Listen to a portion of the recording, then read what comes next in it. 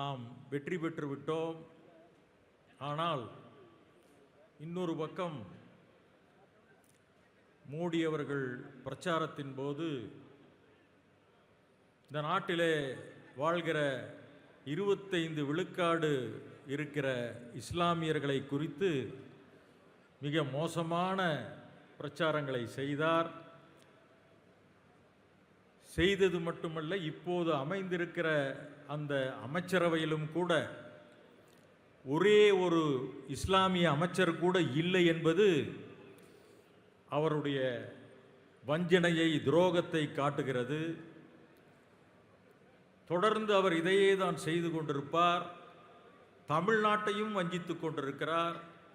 அன்புக்குரிய தோழர்களே, இந்த மோடியினுடைய பாசிச அரசு ஏதோ பதுங்கி இருக்கிறது என்று நாம் நினைக்க வேண்டாம். அவர்களுடைய சுயரூபத்தை எப்பொழுதும் காட்ட அவர்கள் தயாராக இருக்கிறார்கள்.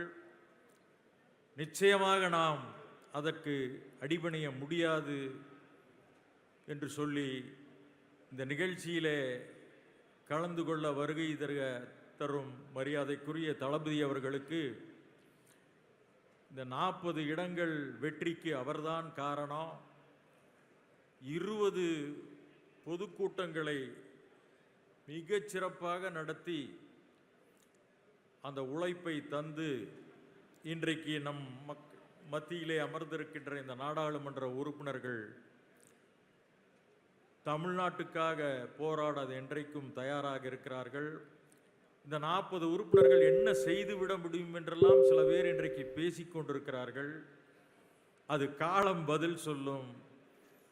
இந்த வாய்ப்புக்கு நன்றி கூறி தந்த திராவிட முன்னேற்றக் கழகத்துக்கு ஆதித்தமிழர் பேரவையின் சார்பிலே நெஞ்சார்ந்த நன்றியை தெரிவித்து விடைபெறுகிறேன்.